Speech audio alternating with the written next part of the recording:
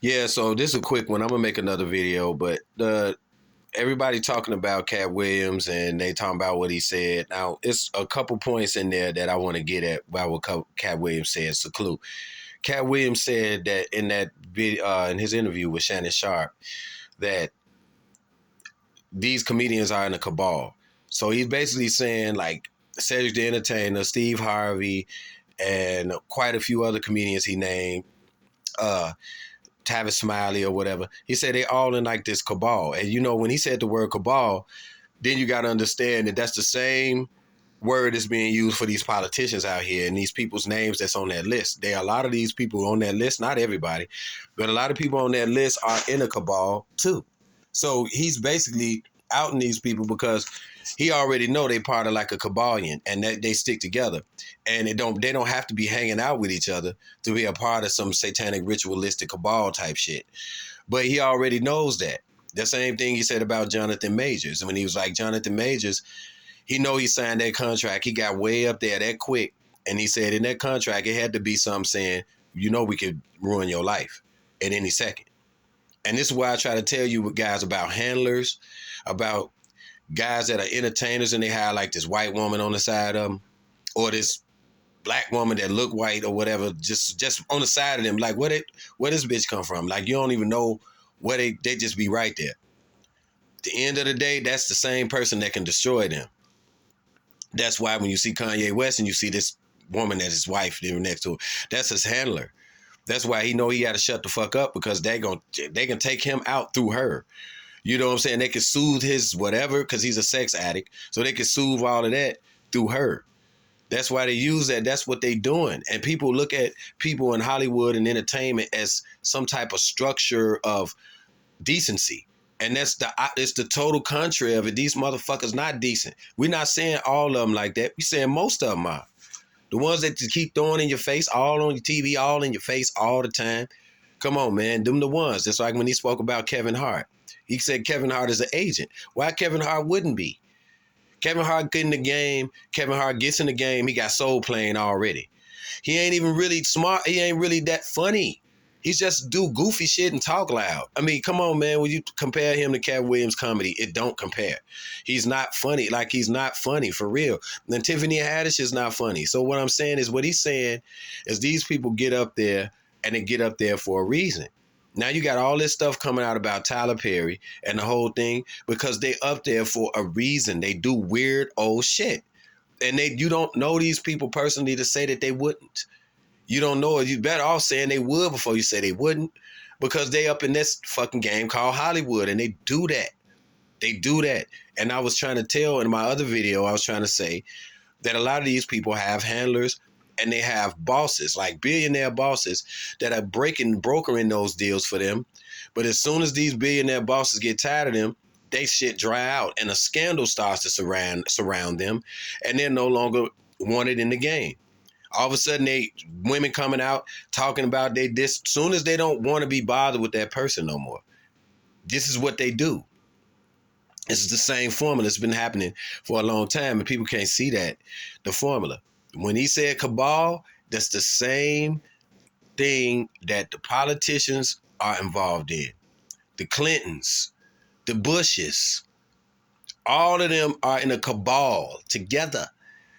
We already know the Bushes in Skulls and Bones. So when he said cabal, he was giving a clue to they are a part of that. They ain't got to be called Illuminati or dumb shit like that. People, Illuminati, you goofy nigga for even saying that word. It's fuck that stupid shit. They got different names for what they do now, and it ain't popular. So you don't know what it is, but they belong to a club, and you know this. They all belong to some shit, Kabbalion or something.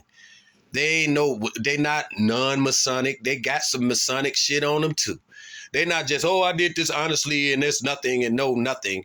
Nobody nothing. Come on, man. So at the end of the day, I just look at this like what Katt Williams say. This is part one because I got to go to work. But this is what Katt Williams is saying. Katt Williams is basically saying these people are belonging to a club. And this club, if you go against any of them, they're going to all come out. If it wasn't about you, if your name was mentioned and you think he crazy, don't respond. But when you respond all crazy, And when you respond all crazy and shit, then yeah, you feeling guilty. Like when you come out right away and go, well, this motherfucker, then you guilty.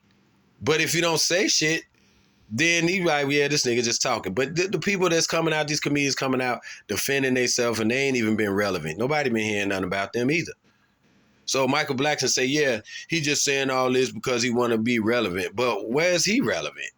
I don't even see where he's relevant. Like he's not, I ain't tripping on Hater, but where is it? I don't see no major comedy deals or no stuff like that or no comedy stand-up where it's Michael Blackson and everybody just, I don't know where that's at. Maybe it's international, but you can't say he ain't relevant, but you are. How? Because you got a school? That's what make you relevant? I don't know. I ain't seen no stand-up, outstanding stand-up specials with none of these motherfuckers on it. I ain't seen it. You know, I'm just seeing them, don't see them at all. So, whatever.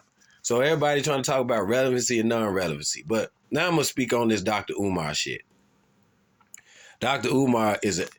Listen, first of all, Dr. Umar is like, to me, an agent. To me, he's like an agent. Because he want to talk about... He's a non-African. A lot of black people are non-African. My goddamn great granddaddy is an Indian, bro. It was an Indian. I seen it. He had Indian shit on and every Indian looking ass motherfucker, black as fuck, but he was an Indian. So what you gonna say he's African too because he black? See, this is why he can talk, because he say non-factual shit. And as long as he say one thing that's non-factual, they're not gonna take him off the TV. So he gonna say a lot of shit. That's why I be like, everybody ain't from Africa, motherfucker. Everybody not. It's just the way it is, and everybody's not. You know what I'm saying? If you believe in a creator, niggas was created everywhere. They wasn't just in one spot. So if you believe in a creator, then we was everywhere, bro. We was every fucking where. So ain't no, yeah, but we migrated out of there. The whole other planet was just empty. And everybody come out of Africa, the whole planet was created, but it's just empty. And then we all said we was everywhere, bro. That's just it. But when you start saying non-African, I'm like, okay, that killed me right there. Because everybody ain't African. You know what I'm saying? So cut that bullshit and all that fucking Peter Pan shit, whatever they call it, Pan-African, whatever, that Pangea bull crap ass shit, whatever. This is what they trying to do. That's why he could talk, because he say the shit he say. That's why they don't stop him. They'll stop him if he starts saying some real shit. He ain't gonna be able to say it. That's why motherfuckers be on TV ranting and saying because they ain't saying nothing.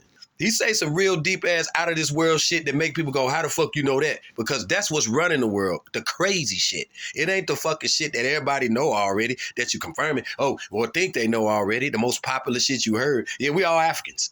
So then what is he saying that nobody has heard before since the 60s with that shit? You know what I'm saying? It's like, come on, man. So at the end of the day, that nigga a clown to me. So every time he starts saying shit, I'm like, I don't fuck that.